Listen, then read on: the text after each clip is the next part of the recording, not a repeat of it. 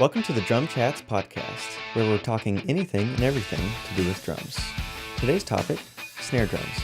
Here are your hosts, Travis Davis and Dave Douglas.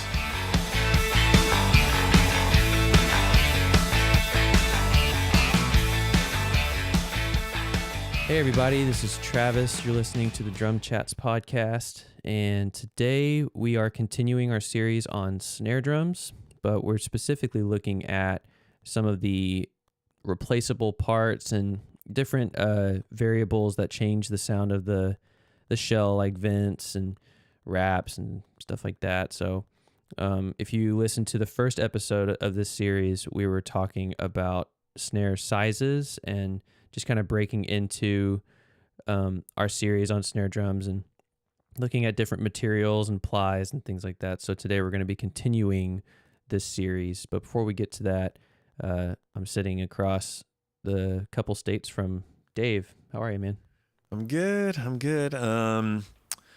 Yeah, life is crazy, but I'm doing really good. What about you? Doing well, man. Okay. Nashville, the weather's finally changed here, so it's getting a little chilly. I haven't felt 60-degree weather in a year, it seems like. Yeah, it got really crazy up here too in Cleveland. I think it's just a front that went through. It's supposed to get back up into like the 90s in like a week or something. So I don't know. Yeah, that's what I saw on the radar as well. Yeah. Well, let's dive right into this. Yeah, where do you want to start with this? We got a couple things on the docket. And like you said already, we kind of covered some of the big kind of general things about snare drums as far as sizes and materials go. And now we've got all the kind of some of the extra parts that we want to touch on. Where do you want to start? I say we start with snare wires because I feel like there's a lot to talk about with snare wires, and at the same time, there's not a lot to talk about with snare wires. Like my favorite set of snare wires, just right off the bat, are Pure Sound 30-strand brass snare wires. They're not as big as a 42-strand, obviously, but they're not as thin as a 20 or 24, and they're really, really responsive. Because of how many wires there are, and especially the brass, I feel like is just a lot more bright and reflective, whereas steel wires would be. But it's interesting to me too how much they differ. Like looking at some of these bigger snare drums guys make, like the typical snare wire overall, I think it's like 14, and then it goes down 13, 12, and 10. But then you can find some that are like 16 inches. Smaller snare drums, they're even cut in half to fit like those little LP percussive snares. And then if anybody saw on the DrumChats website was Rami Anton of A&F Drums. He had a 28-inch snare drum. And that's insane. But what goes into making snare wires, I don't know how they do it, man. I don't know how it's all made. For a drum that size, is that what you're saying? Or are you talking about just the construction of snare wires to begin with? Well, just in general, like a friend of mine and I made a 10-inch 42-strand snare wire for Garrett Goodwin's popcorn snare, and we basically just took a 42-inch 14-inch and cut it down and then resoldered it. But the perfection that goes into laying the solder on those is just, I don't know. I don't know if it's done by hand or if it's done by machine or what, but I mean, I can't imagine it's like people sitting around soldering these things. It's got to be machines, right? I would hope so, because the amount of time we put into trying to solder those wires back onto it. I mean, I guarantee there are people who do it by hand and sell them for a lot of money, and maybe there's some benefits to that, but I don't know. Yeah. You said you use like a 30 strand? I do. I try to put 30 on everything. No way. What do you use? Just like 20, or that's a pretty normal one, right? 20 or 24. Yeah. Somewhere in there.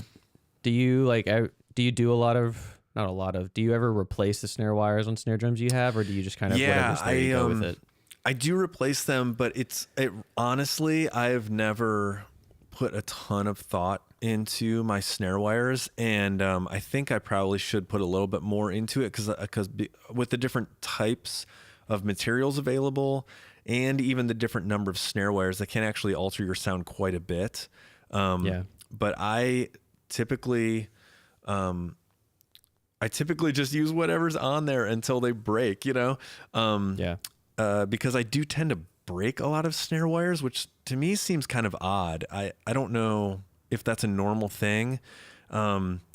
But I do tend to break them, and so there'll be like one or two strands just like flopping around. You got to get down there with some wire cutters or bend it around a bunch until the other side snaps off or whatever.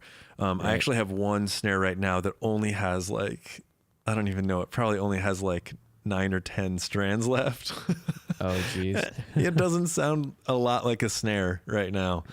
Yeah, so I have to replace that one. And I think I actually do have a set of Pure Sounds laying around. That's like a 20 or 24 strand or something like that.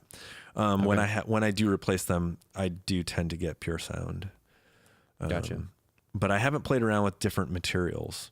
So if you have, do you have any personal experience with that, with different materials and whatnot? I mean, I can't say I've wanted to take a drum and change out wires with materials just to and record it and see if I can hear much of a difference. Yeah.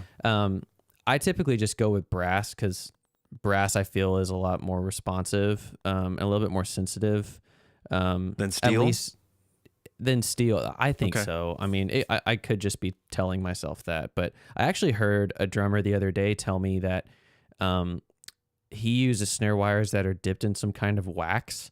What? And I don't know who makes them or who he got them from. What does it do? Warm them up a little bit or something? I don't know. I can't even begin to imagine what that sounds like. Like, to me, it sounds like it would just be kind of dead and just kind of chunky.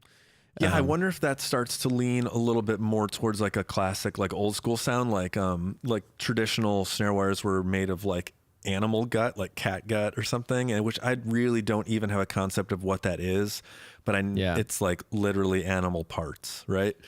Jeez. But now, you know, for like us, you mainly just see it in like concert snare drums and things like that, where it's actually like a plastic, you know, like I don't even know, like the strands are made of plastic, and it creates a different type of sound.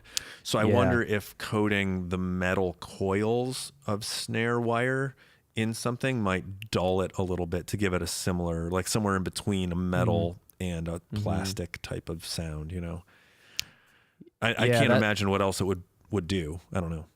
That's a good point, because marching drums, field drums and marching snares, I know, have those plastic wires you're talking about, where it's almost just like almost looks like spaghetti before it's cooked.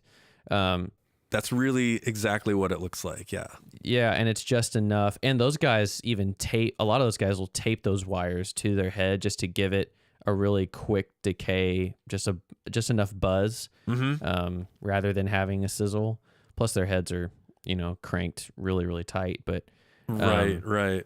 How do you feel about we've talked about tuning and stuff and messing with drum heads. Do you do a lot? Have you seen a lot of difference in the way you tune your bottom head and how it affects your snare wires? Yeah, for sure. Just like with a top head, the tighter you tune it, the more sensitive it is. I tend to crank my bottom head on my snare. Same here. To make it more sensitive. And again, I've talked about before, the top head of my snare I tend to have pretty loose. So it's kind of the opposite of like what I do with snare with toms. Actually, with toms, I tune the top slightly higher than the bottom, and some people do the opposite, but it just depends what you want to do. But with snare drum, I tend to crank the bottom to add some sensitivity to those snare wires. And then I actually really like my snare wire, and we can get into this a little bit later too, but I really like my snare wires themselves to be kind of loose. Not super loose, but I like them quite loose, like a little bit on the loose side for sure. Yeah. That's something that I've ventured into lately, because like growing up when I was learning how to play, one of the first things that I would do, and I think is because of the drummers that I listened to, you being one of them. The snares were super tight. It seemed like, and so it was really poppy.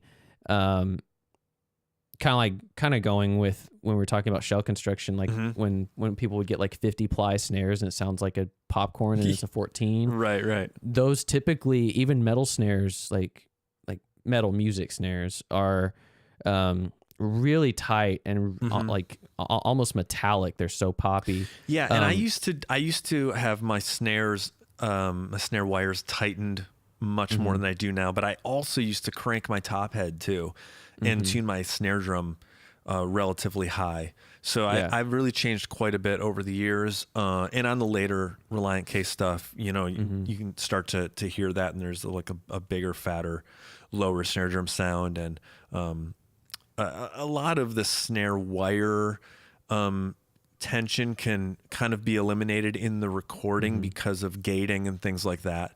Right. But I try to keep them relatively loose, and it actually makes the tone of the drums seem lower.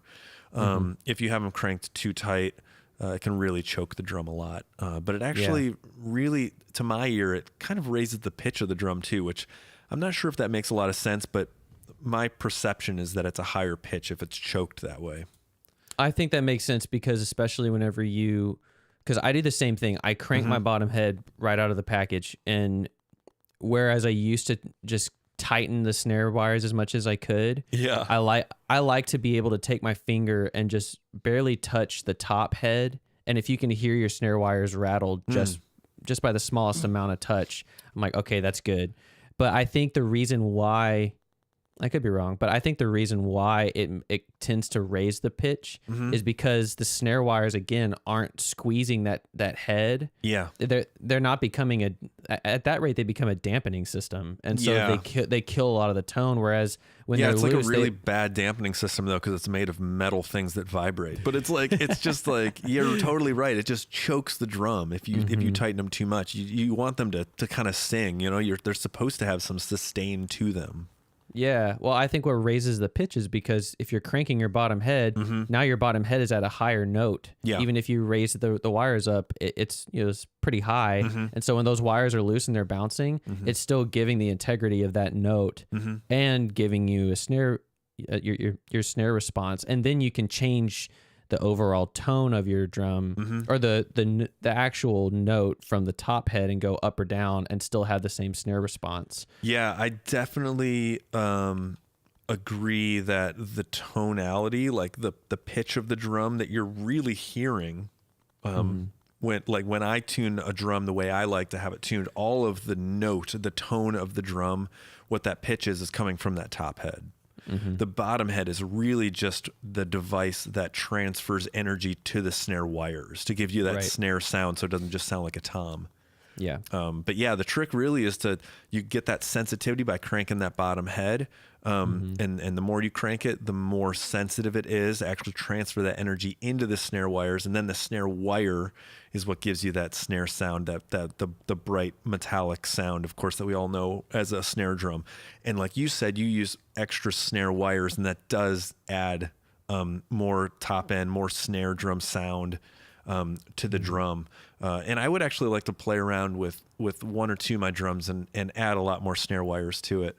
Now that we've been talking and I looked into it a little bit and was kind of like, all right, let's do a little refresher course on snare wires, and it definitely makes me want to play around with it a little bit more. I've talked about the variation of snare drums that I have and what I like to go into a recording session with. And the snare wires themselves is not something that I have kind of included in that sense of variation from drum to drum. So that would be a fun thing to kind of add into the mix too, to further differentiate one drum from the next. Yeah, for sure. Well, let's dive into it a little bit, but we're going to take a quick break. Perfect. And then we'll be right back continuing on this. Hey everybody, this is Travis and I'm bringing you the tip of the day. So today's tip is fairly short and simple, but I feel like a lot of people just need to hear it. There's a lot of products out there that you can buy to control the overtones or the sound or the volume of your drums and cymbals. Things like moon gels, drum tacks, big fat snare drum, snare weight, and a lot of other different options. And the tip of the day is simply this. Go try them all. See what works for you. Don't take somebody's word for it. If you want to try it out, give it a shot, or even make something for yourself. Go home, grab your snare drum and put a t-shirt over it and see how it sounds, or do it to your floor tom.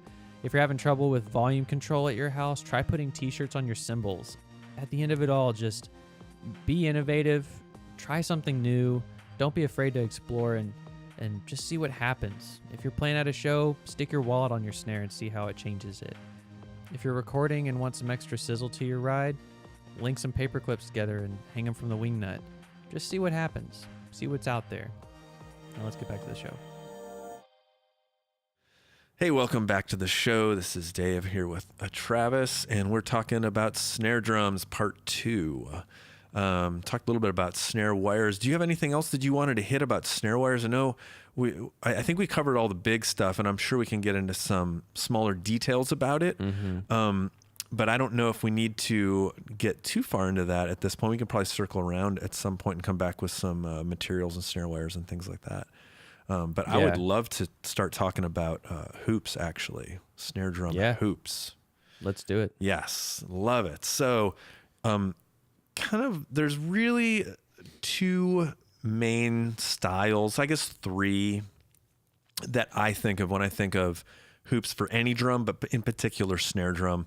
And that is die-cast hoops, triple flange hoops, and wood hoops. My personal favorite, I'm a huge fan of die-cast hoops on snare.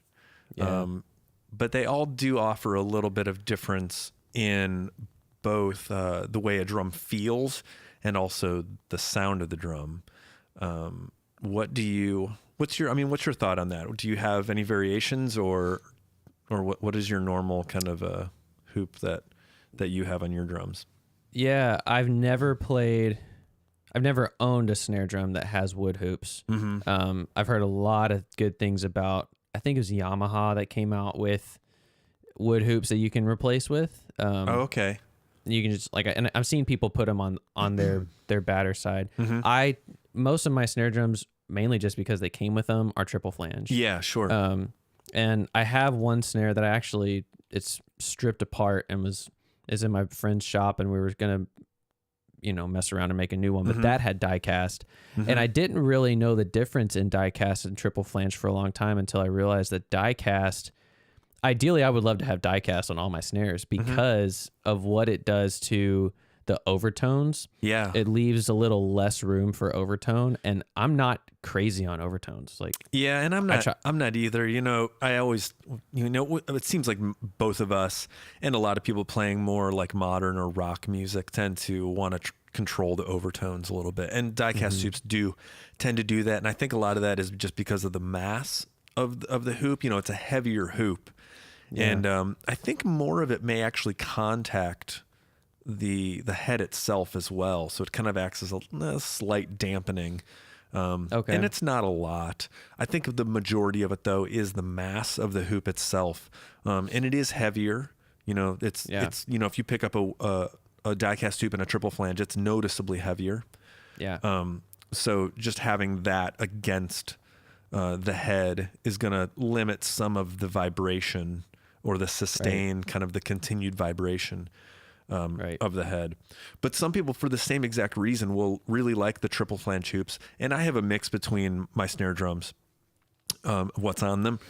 But on the other side of the coin, some people like the triple flange more because it allows for a little bit more openness in the drum. It allows those overtones a little bit, which can be great for all kinds of styles of music, really.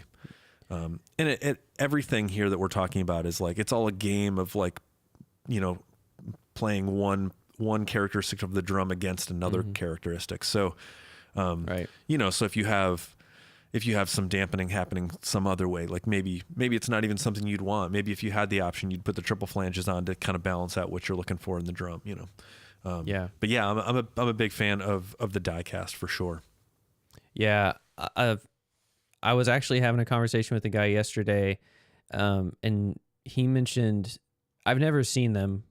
I don't think I have, but there's an S hoop that this guy made because he kept hitting the bearing edge whenever he hit. And so the S hoop is what do you mean he hit the bearing edge? Like every time he would strike the drum, the beat of his the beat of, I guess he was like reaching for the top of his tom or something. I don't get it. Like, he's like playing a quarter of an inch from the side of the drum. I don't get it. That's I mean, the way that this guy described it to me is that's how it sounded, was like he would just keep hitting the bearing edge like right at the outside of the drum. Whether maybe it's he's snare doing or like tom. buzz rolls or something. He's like way out towards the edge of the drum. Maybe I don't so. imagine how you could even get out far enough for that to be an issue. I don't know, but what the S hoop did is like it's basically like a triple flange, but rather than it coming, you know how like a triple flange has a lip that goes outward. Yeah. The S hoop has a lip that goes inward. You know, I think I've seen one of those before, and I was like, "What is that?" It just looks super weird. Yeah. But I read a quick little, like a description of one at some point here in the last few days, and that was the same exact thing. I thought, it was like, "What the heck is that?" You know. But now that you're talking about it, I think I have seen that once. But that seems like a weird problem to have to solve. Yeah. Well, if that's the only functionality to the S hoop is to protect your bearing edge, I don't know. I feel like you should reevaluate how you're playing. Have you ever seen butcher hoops? No. What is that? Is that a wood hoop? I'm assuming it's a wood hoop. Yeah. So there's like one thing that's always interested me is when people put, and I mean, I've seen them on toms. I've never necessarily seen them on a snare other than like an old school snare, but like they have like the bass hoop style, like claw style hoops on their snare drums, which would be really interesting to me because I feel like I would break it pretty quickly. But on a a snare butcher drum? hoop, yeah, Sure, but yeah. and even on a tom maybe, but butcher hoops, they're really massive, and I think it's almost I feel like a lot of it's a style thing. Mm-hmm. But if you have like a 6-inch deep snare, the butcher hoop is taking up like it's almost like a shield around the entire snare drum. Oh, they're just dude, really thick. I know exactly what you're talking about, and I think they look ridiculous. Yeah, Like not good. yeah, It turns a drum into like being mostly a hoop. It really covers a lot of the drum shell. It looks almost cartoony. Like Yeah, they're just really massive, and I always wondered how they're constructed or how they're put on, because like you just can't see anything. Right, there's no claw or anything. Right. Like holding it on. I don't know anything about that, but I have seen that before, and I think it looks silly. Yeah. I don't know. I guess that's about as far as we can go with butcher hoops. Yeah. I don't think there's any tonality to them at all. And if there is, I just don't see it. Like, I think it's really more of a stylistic thing than a tone thing. Yeah, I think that's probably true. Although I don't know. Yeah, but even among wood hoops, there are multiple different types of wood hoops. And I think the largest, well, you do have the bass drum style hoop where it's just like a piece of wood that's just bent into a circle, and it sits on the edge of the head and pulls down on it. And for something like that, you need the claws, you know. And that's actually what I have on my current drum kit that I have on the road. Is all the toms are wood hoops and they're claws, and they're the blue one. Yeah, isn't it? I don't even remember. Yeah, and it's so cool. It's the coolest. What does it do? Like, can you tell a difference between those and like just normal counter hoops, like as far as the sound goes, or is it just really more of a I think this looks cool kind of thing? Well, I did it because I thought it looked cool, and because I didn't have anything with wood hoops. But I decided not to do it on the snare drum just because I just do a lot of rim shots, and I didn't want to have to deal with replacing that, you know? Okay. Yeah, sure enough, you got him on. I'm looking at a picture of him right now. Yeah. I guess I never noticed. That's pretty cool. And that's all claws, right? Yep. Like, please confirm what my drum set looks like for me. Thank you. Hey, can you? Yeah. Are you? Yeah, and I love it. So that's just the single piece of wood that's just bent into a circle, just like a bass drum hoop. And it just sits on top there. But then you've also got what you would normally, I think, more often see on a snare drum. If you've got a wood hoop, you have a hoop that you actually put the tension rod through, and it's more of a block. You know, it's a little bit wider and sturdier. And actually, I mentioned once before that the record 5 Score, Reliant K, that half of that record was a Black Beauty. The other half was an AOT snare drum with wood hoops. Okay. Yeah, so that's all over that record too. Okay. And those, you know, honestly, like for snare drum, like I said, I kind of stay away from that just because of the number of rim shots I do, but it can give you an interesting sound that's a little bit different than metal, certainly. Yeah. But what it really, really sings on are doing side stick stuff, you know, like actually getting that wood on wood sound, you know? Yeah, yeah. It's like it's like a whole different thing. Like, it's almost like claves, right? Not really, but kind of, you know. It's wood on wood though. Yeah. And it's a different sound than doing the side stick on metal, you know. Yeah. Have you ever seen it just made me think of it. Have you ever seen those? It's like a chop block, and Yamaha made them, but that you can attach to them. I have seen that. And I always thought those were interesting, and I bet they work really well. I never did. Well, actually, now that we're talking about it, maybe I could have made good use of that. I think maybe I just thought it looked silly. I'm not sure why. Yeah. I never considered that. But I think with something like that, you'd have to be a little bit less precise too with how you're doing your side stick, you know, rim clicks there, because you know, as most of us know, when you're doing that side stick thing and trying to get like good tone out of it, it's really, really a small kind of area that's the sweet spot on the stick itself, hitting that rim. It's really, I mean, I think of it as only probably about a half inch or maybe 3/4 of an inch on the stick that really gets you that good sound. So one of those, I bet those would work really great, especially as a tool in the studio. You know, I'd imagine that'd be coming really handy for sure. I have one. Oh, you have one? I haven't used it in a while. I think it's in a box somewhere, but I kind of want to bring it out and put it back on. But that's exactly the purpose, is basically just to make a rim shot a heck of a lot easier than trying to find that spot, because you can hit it anywhere. Because normally on a rim shot, you're but it's usually not like the rim shot. It's like the side stick thing, right? When you're doing the side stick. There you go. That's the right term, right? That's what I always call it. I think side you're stick. Right. Yeah. Side stick. Usually you're trying to hit right around whenever your stick comes down on the side where the stick's landing. You're usually trying to hit it, at least from what I've done, closer to the tension rod. But with that wood piece that clips on, that's about 5 or 6 inches long. You can hit it anywhere, and it's going to have the same exact sound. Oh, so you try to hit the rim close to a tension rod? I do. Oh, I've never even thought about that at all. My focus is always where on the stick itself I am coming into contact with the rim. Gotcha. You know? I usually have the back end of my stick about, it's like, I remember one of my snare drums, I put an X on it where the butt of the stick needed to rest, which was about 2 inches off of the edge. Whoa, and then, that's precise. That's awesome. But it's a little too precise. I like it. That's really good. I mean, it's always the first 1 or 2 when you're just like kind of trying to find the spot. So maybe you can just find it a little quicker. That's really smart, especially for studio work. Yeah. Well, and then where it lands, whether it's right in the middle of 2 tension rods or right over a tension rod can kind of affect I think really more the sustain of how it's going to last rather than the overall tone of it. But anyway. Well, it makes sense. I mean, it makes sense. Especially if you're talking about a triple flange hoop, because it's going to have a little bit different transfer of energy than a die cast. I would think with the die cast it maybe wouldn't matter as much.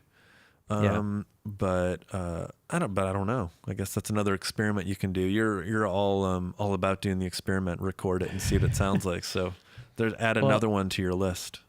Well, going back a little bit, you're talking about having the wood hoops on your toms. Have you ever played, and again, older snare drums have those hoops, like field snares and stuff. Yeah. But have you ever played a kit on a snare drum played a snare drum on a kit that had claw style hoops on it? On the snare? On the snare. No, I don't think I have. No. I haven't either, and I wonder how well that would last, cuz I I'm always hitting the rim. I'm always doing rim shots on my snare. Yeah. With a lot of velocity. I just can't imagine those hoops. Well, and that's why lasting. And that's why I didn't even consider it when I got this last drum kit, because I was just you're gonna have to replace the hoops, you know. Yeah. Whether you just beat them up over time, or at some point maybe it cracks, you know. Right.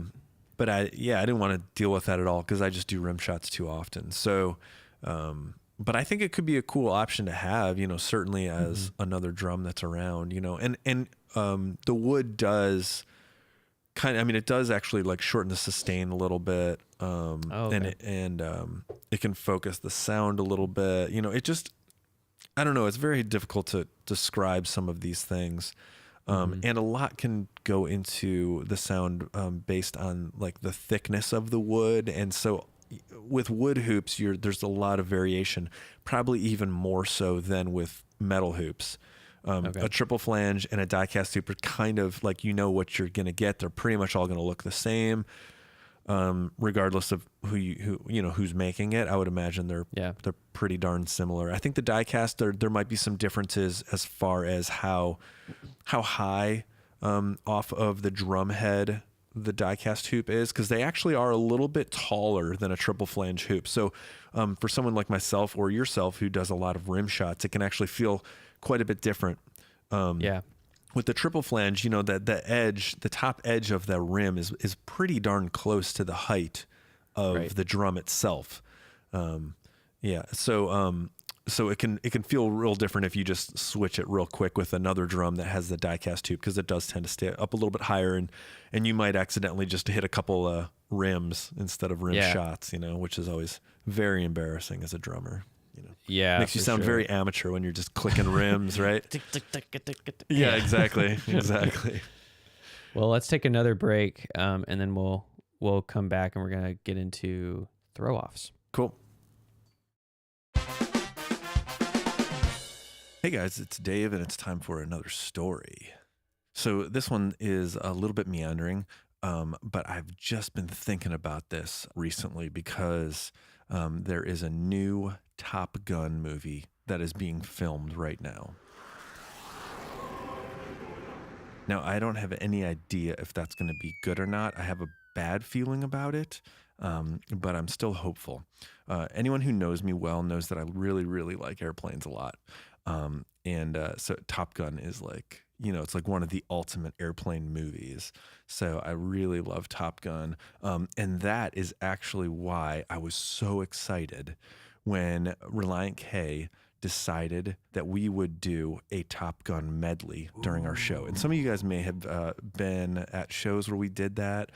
Go ahead and hit us up and let us know if you were at one of those. We did play it for a little while. We probably played it for at least a tour. I think we did it on like maybe the Matt Hoop's birthday tour or something like that. I'm not really sure. And then we definitely played it at a lot of summer festivals as well. So during that period of time where we were playing the Top Gun medley during our show, we actually opened for Billy Idol in Richmond, Virginia, at some sort of I don't even know what it was. It was like a rib cook-off or something. I don't know what it was. Anyway, Billy Idol played right after us, and we played the Top Gun medley during the show.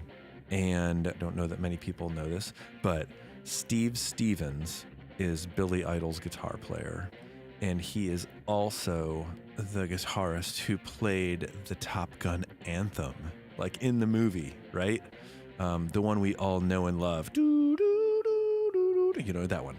It's so great. Anyway, so we played this Top Gun medley, and I mean, there's no way that Steve Stevens and Billy Idol did not hear us playing this. I didn't have a chance to talk to them or anything afterwards. I did see Billy Idol, and he doesn't wear a shirt ever. Never. He never wears a shirt.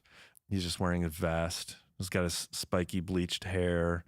And it was exactly what you want Billy Idol to look like when you see him. He's exactly that. And we actually, when we did Warped Tour, and Billy Idol played, I think, 8 shows on Warped Tour, and it was the exact same thing. He is Billy Idol. He knows nothing other than being Billy Idol. Anyway, I just thought it was pretty fantastic to play the Top Gun medley right before Steve Stevens came out on stage. Maybe he thought it was cool. Maybe it's just one of those things from his past that keeps coming back that he thinks is kind of goofy. But it sure is a well-loved theme, and he did a darn good job playing the guitar on it. And all that to say, I don't know what's going to happen with the new Top Gun movie. We'll see if it's good. It might be terrible. It's probably terrible. And I don't know if they're going to recycle that theme, or if, who knows, maybe they'll get Steve Stevens back in the studio and come up with a variation on it or something. Okay, that's it, guys. Back to the show. Hey, everybody. Welcome back.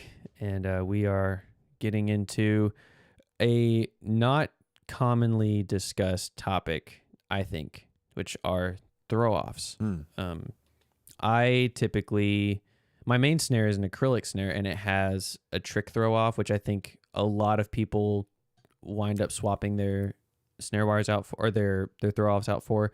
But also what's really cool is seeing the evolution with other companies. Like DW has the magnetic throw-off, and then they have like a triple position butt plate.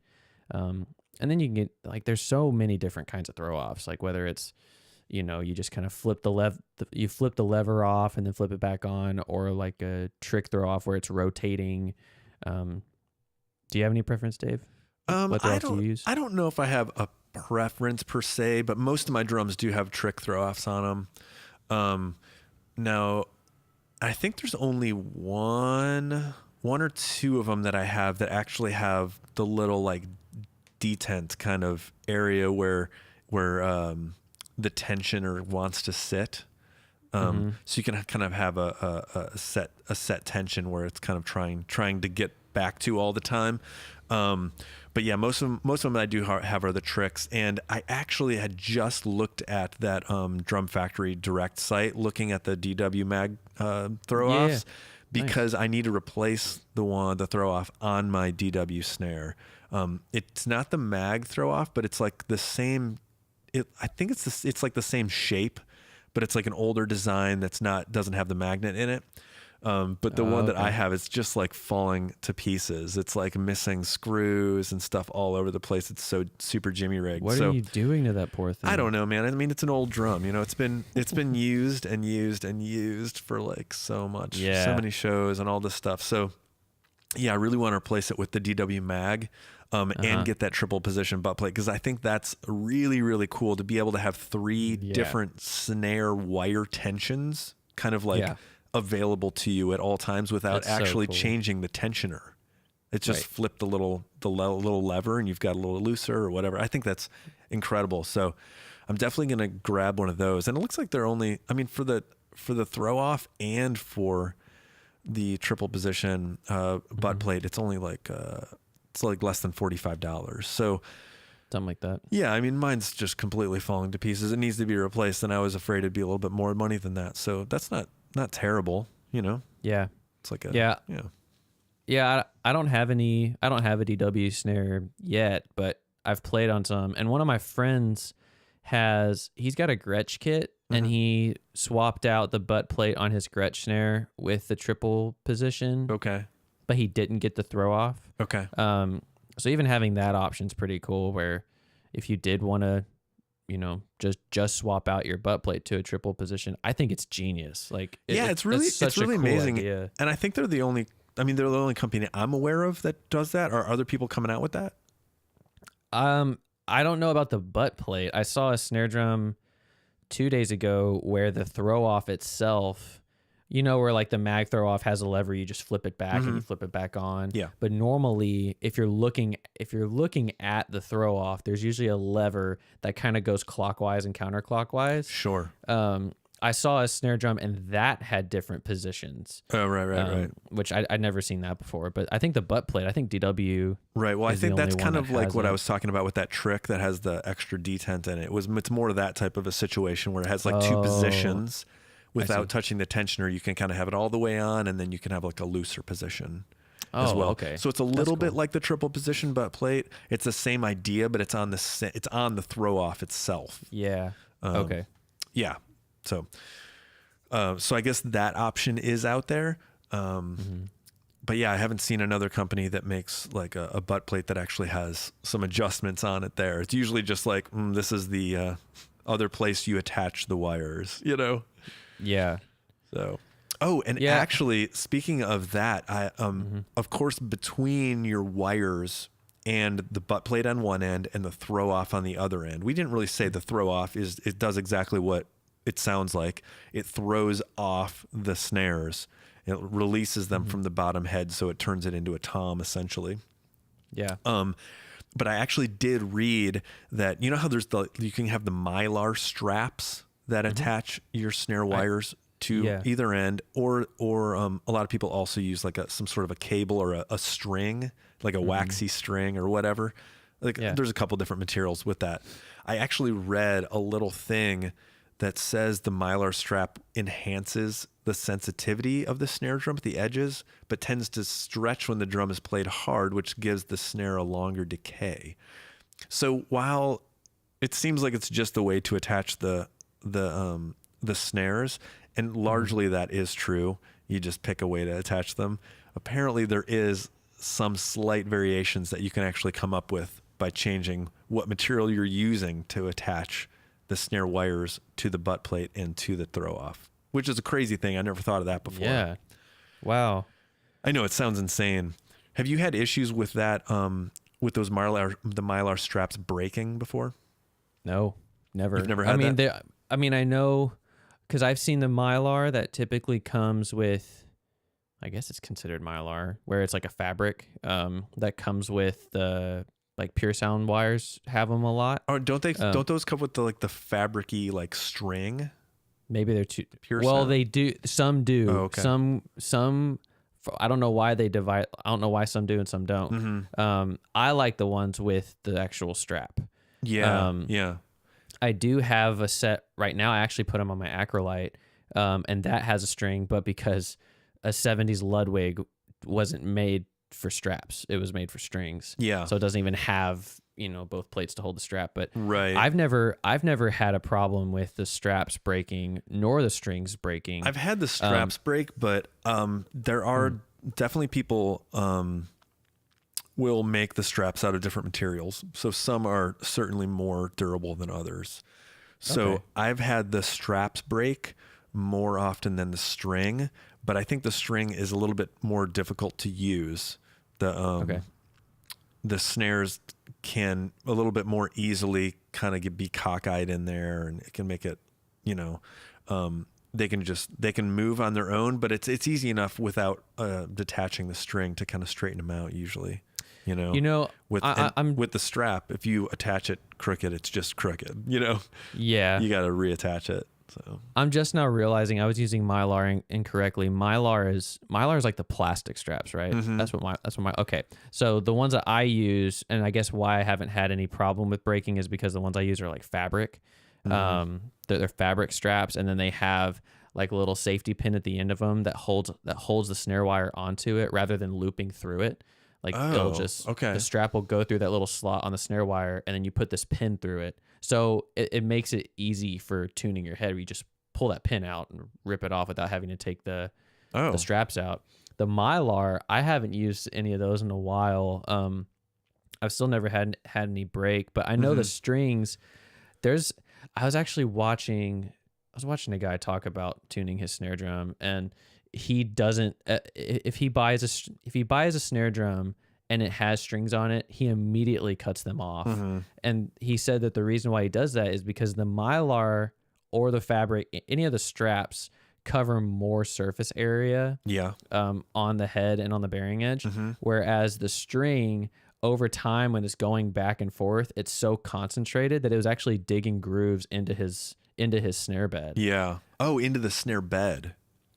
Because it was wearing away at the bottom head. Yeah. And he was using, like a clear head. And so on top of that, snare side heads are so thin. Yeah. It was wearing like little grooves into it. And so that's interesting. We have to sand that down and replace it with a strap. Whoa. Yeah. I guess that does make sense. Now, we didn't talk about snare beds at all. We didn't. And I don't know that we really necessarily need to, but just for clarity here, the snare beds are actually in the on the bottom of the snare drum along the bearing edge, where the snare wires go across the drum. Those actually, there is actually a little groove kind of. Well, it's not really a groove. It's just like the bearing edge kind of falls back into the drum just a little bit, and it's actually just like a little bit of a cutout almost.